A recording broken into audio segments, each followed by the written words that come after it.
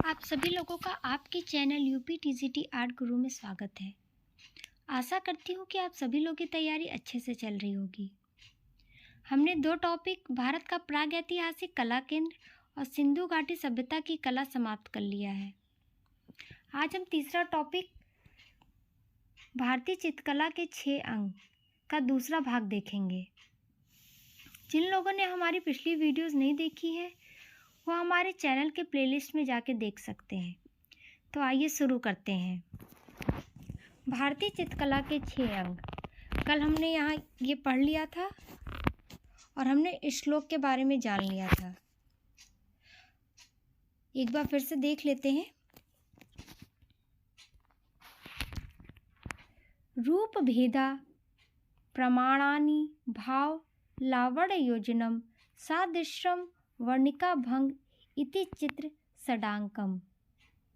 रूप भेदा मतलब दृष्टि का ज्ञान, प्रमाणानि मतलब ठीक अनुपात, नाप तथा बनावट, भाव मतलब आकृति में दर्शक को चित्रकार के हृदय की भावना दिखाई दे, लावण्य योजना पूरा है ये।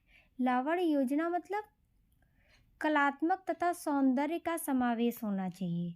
सादृश्यम मतलब देखते हुए रूपों की समान आकृति। वर्णिका भंग रंगों तथा तुलिका का प्रयोग में कलात्मकता होनी चाहिए। यही 6 अंग हैं हमारी चित्रकला के। तो आइए इसको विस्तार से देखते हैं। इसमें चित्रकला के 6 अंग बताए हैं जो निम्न हैं।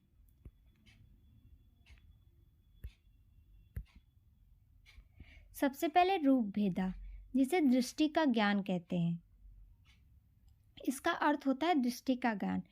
इसमें यह बताया गया है कि जब आप किसी चित्र को देखते हैं अपने नेत्रों द्वारा, तो आप उस चित्र को देख के बता सकें कि किस चीज़ का चित्र है।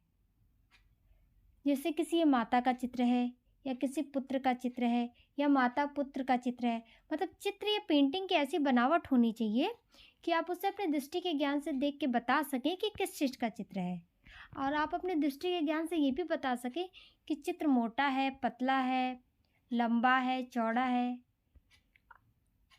ये सब चीज़ें आप अपने दृष्टि के ज्ञान से बता सकते हैं। तो ये सारी चीज़ें रूप भेदा में आती हैं। तो आइए देखते हैं। प्रत्येक आकृति में ऐसी भिन्नता या चारित्रिक विशेषता प्रदर्शित होनी चाहिए जिससे अमुक आकृति को पहचाना जा सके। यानी माता के रूप में माता और छाया के रूप में छाया का है आभास हो। मतलब जो भी चित्र है वो उसी रूप में आपको अपने दृष्टि के ज्ञान से प्राप्त हो जाए कि हाँ, ये माता का ही चित्र है, ये उस चित्र की छाया है। आँखों के द्वारा हम किसी वस्तु की लंबाई, चौड़ाई, छोटापन, मोटापा, पतलापन, सफ़ेद या कालापन का ज्ञान कर सकते हैं। हम अपने आँखों के द्वारा देख के ये बता सकते हैं कि वो चित्र मोटा है, पतला है, काला है, सफ़ेद है, लंबा है, जो भी है।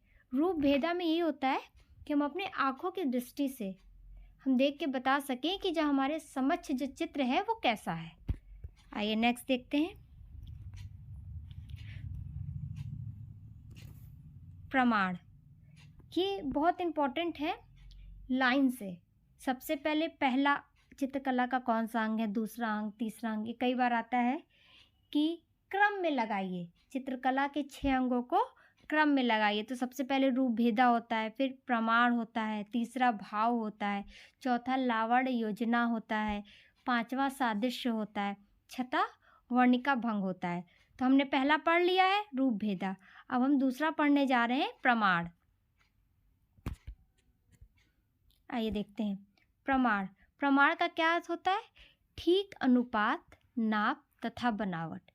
जैसे किसी भी वस्तु का या फिर किसी भी पुरुष का, स्त्री का जो भी चित्र या जो भी पेंटिंग बनाई गई है वो एक निश्चित अनुपात में होनी चाहिए, उसका एक निश्चित नाप होना चाहिए और उसकी जो बनावट है वो सही होनी चाहिए, तभी वो पेंटिंग सही होती है।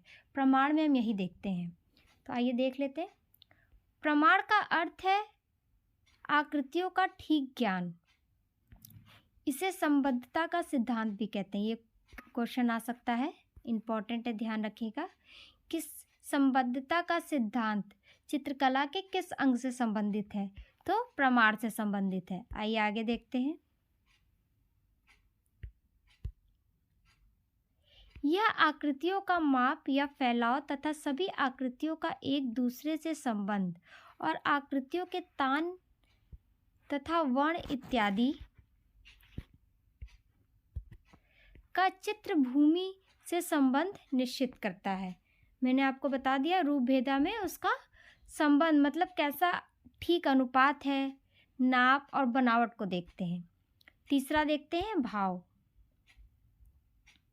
भाव का अर्थ होता है आकृतियों में दर्शक को चित्रकार के हृदय की भावना दिखाई दे। मतलब जो चित्रकार अगर किसी पेंटिंग को बना रहा है तो उसके हृदय में क्या भावना लेके वो पेंटिंग को बना रहा है। मतलब उसने अगर किसी स्त्री का चित्र बनाया है तो वो स्त्री के चेहरे पे क्या है, मतलब प्रसन्नचित्त मुद्रा में है या फिर क्रोधपूर्ण मुद्रा में है या फिर शोकपूर्ण मुद्रा में है, वो मतलब कैसा भाव दिखा रहा है वो आपको दिखाई दे। ये है तीसरा अंग चित्रकला का। तो आइए इसे देख लेते हैं।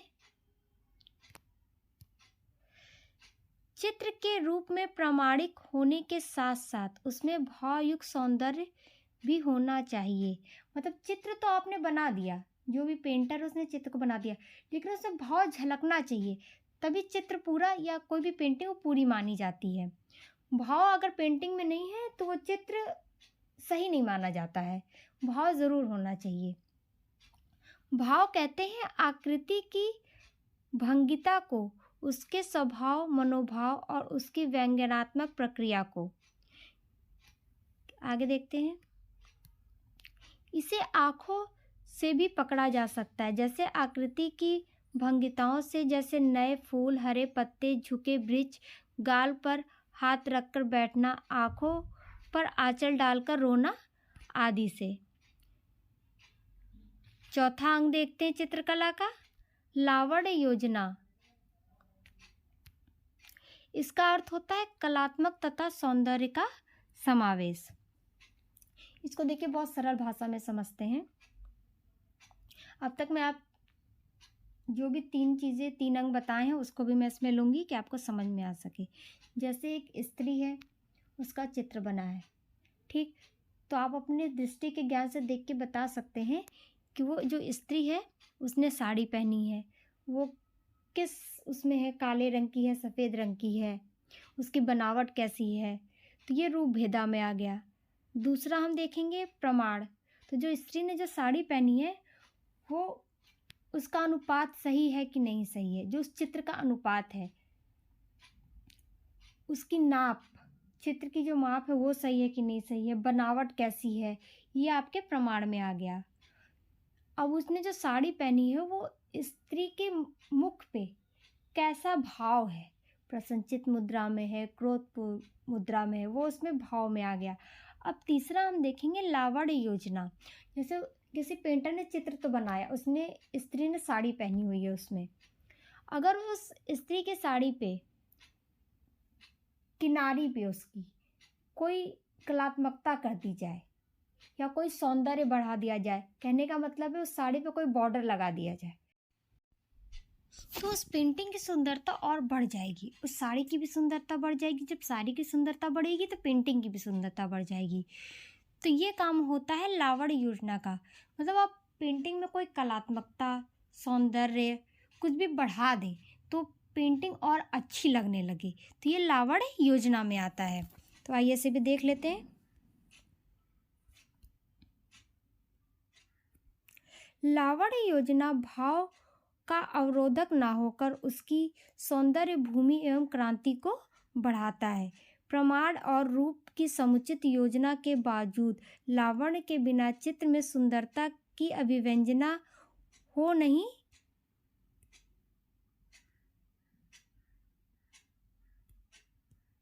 सकती। लावण्य तो मानो कसौटी पर सोने की रेखा अथवा पहनने की साड़ी पर सुनहरी किनारी। इस प्रकार रेखा व रंग जब आकृति में स्वयं ही जीवित हो उठे तो लावण्य का आभा एक मनोहार बन जाती है। आशा करती हूँ समझ में आया होगा। आइए चित्रकला का 5वां अंग देखते हैं, सादृश्य। देखे हुए रूपों की समान आकृति। इसमें कहने का तात्पर्य होता है कि जैसे आपने किसी पुरुष को देखा, स्त्री को देखा, वैसा ही आपने चित्र में उतार दिया। जैसे आपने अगर कृष्ण की चित्रकारी बनाने जा रहे हैं, कृष्ण को बनाने जा रहे हैं, तो आप कृष्ण के साथ उसके साथ मोर का मुकुट भी बनाइए, बांसुरी भी बनाइए, तो दूर से ही देख के कोई बता सकता है कि ये चित्र किसका है। तो आइए देखते हैं। किसी मूल वस्तु, पदार्थ या भाव के साथ उसकी प्रतिकृति के समान को दर्शाना ही सादृश्य है।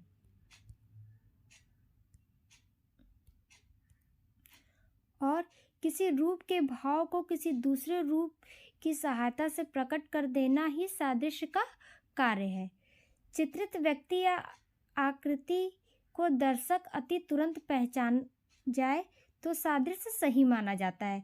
जैसे आपने कृष्ण का चित्र बनाया है और आपने कृष्ण के चित्र के साथ बांसुरी और मोर का मुकुट बनाया है, तो कोई दूर से ही देख के तुरंत पहचान जाएगा कि हाँ, ये जो आपने चित्र बनाया है वो श्री कृष्ण का है। उदाहरण के लिए यदि हम कृष्ण या बुद्ध के चित्र का अंकन करना चाहें तो हमें उसकी चारित्रिक विशेषताओं को भी ध्यान देना होगा।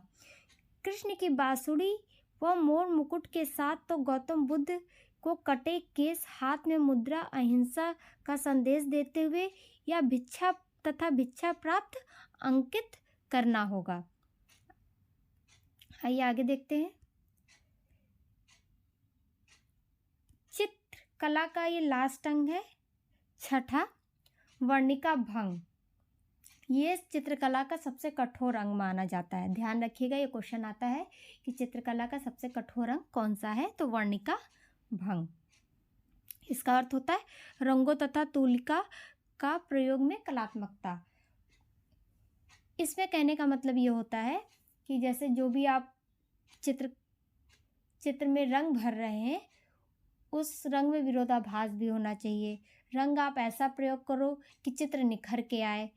जो उसके बेस पेंटिंग होती है और जो आपके चित्र की पेंटिंग होती है उसमें अंतर होना चाहिए कि वो जो बेस पेंटिंग अगर हल्की है तो आप चित्र गाढ़ा करो कि वो उभर के आए। तो वर्णिका भंग में ये सब चीज़ें देखी जाती हैं। तो आइए देख लेते हैं वर्णिका भंग को भी। ये हमारा आखिरी अंग है चित्रकला का। नाना वर्णों की सम्मिलित भंगिता को वर्णिका भंग कहते हैं। वर्ण ज्ञान तथा वर्णिका क्योंकि सडंग साधन का सबसे अधिक कठोर साधन है। याद रखिएगा, सबसे अधिक कठोर साधन कौन सा है? अभी मैंने आपको बताया था, वर्णिका भंग।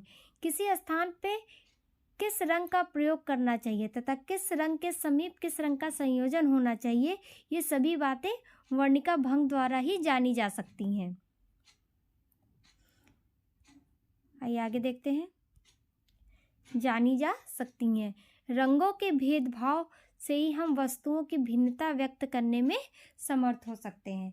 तो आशा करते हैं आपको चित्रकला के 6 पॉइंट जो मैंने पढ़ाए हैं वो समझ में आए होंगे।